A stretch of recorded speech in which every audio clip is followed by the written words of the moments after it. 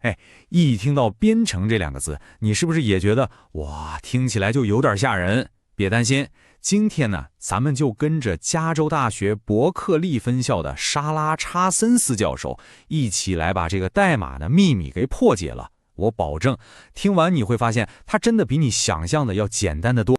好，那咱们就先来解决一个最大的心结。很多人呢，一提到编程，脑子里立马就浮现出各种乱七八糟的复杂的数学公式，然后心里咯噔一下，完了，我数学那么差，这玩意儿我肯定学不会。哎，这是不是也说出你的心声了？对于这一点啊，查森斯教授的回答呢，叫一个干脆利落。他说，如果我讨厌数学，我还能学编程吗？答案是能，绝对能，100%能。听到了吗？所以啊，现在咱就把这个最大的心理包袱给彻底扔掉，好不好？没错，所以呢，咱们的第一项任务就是来正面击破这些关于编程的迷思，把你心里头的那些可能一直困扰着你的问题都给解答清楚。好了，解决了数学这个大问题，咱们再来看第二个常见的狼入虎，那就是那种巨大的挫败感。真的，很多新手都会问自己，天哪，搞这个编程难道就一直都这么难吗？答案当然是不会一直这么难。你看，教授用了一个特别棒的比喻，他说啊，编程其实就跟学骑自行车、学弹吉他是一样的，它就是一项技能。刚开始你肯定觉得手忙脚乱，对吧？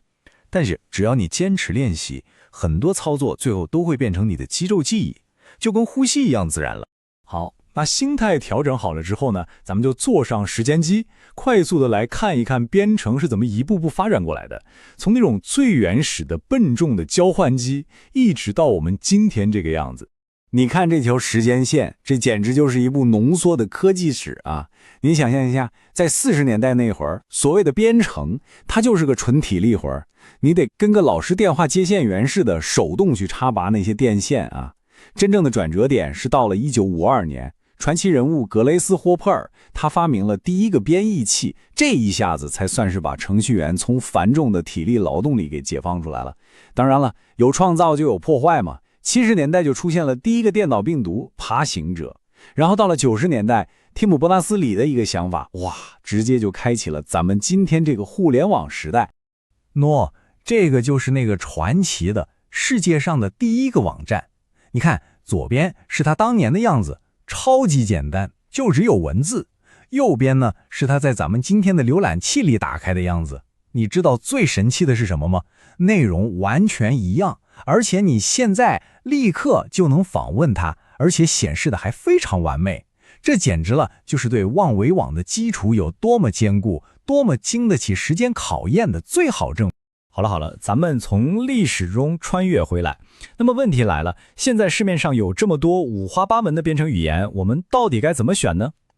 查申斯教授给出了一个特别有意识也特别接地气的判断标准，就是看这门语言它有多罩着你。你看，这个比喻特别形象，这3种语言啊，就像3种性格完全不同的朋友。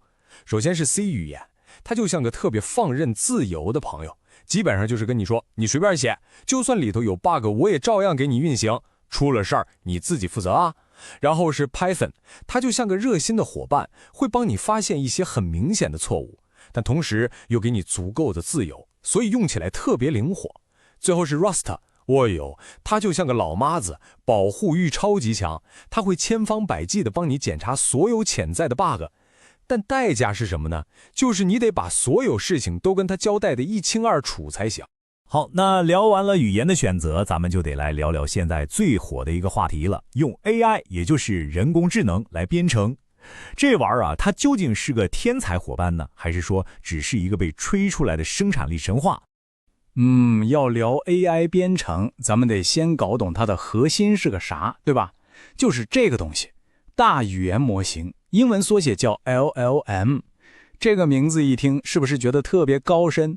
但是教授给它的定义，我跟你说，简单到让人惊讶。他说这玩意儿本质上就是一个把看起来合适的词语组合在一起的程序。对，你没听错，就这么简单。那他是怎么学会的呢？其实这个过程啊，就跟咱们小时候玩的填空游戏差不多。第一步，把几乎整个互联网上的内容全都喂给他，第二步，让他在一个句子里猜那个空着的词，比如说这只空白有4条腿。第三步，要是他猜错了，比如他猜天空，你就纠正他，不对，不是天空，是狗。最后一步也是最关键的一步，就是把这个填空游戏重复进行。多久呢？相当于300-400年的计算时间。经过这么海量的训练，他就成了一个超级厉害的填空高手。那么用这种 AI 来写代码，现在有个很潮的说法叫感觉流编程，就是凭感觉告诉 AI 你想要个啥，然后让它给你生成代码。这个方法效果到底怎么样呢？教授一句话就点透了它的局限性。他说，如果你想重写一个已经被别人写过 N 多遍的东西，那它还行。换句话说，他真正擅长的是解决那些网上早就有了标准答案的重复性的问题。但是，接下来的这个数据可能会颠覆你的认知。最近有一项研究发现，当程序员们用了这种 AI 辅助工具之后，他们的实际工作效率，你猜怎么着？竟然下降了20%。但最诡异的是什么呢？是他们自己感觉工作速度明明快了20%。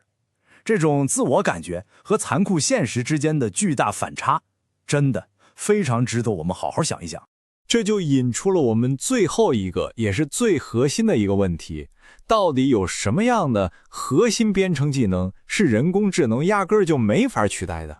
答案其实就是这样一种能力，把一个又大又模糊，甚至有点混乱的问题，给它清清楚楚地拆解成一个个微小的可以解决的步骤。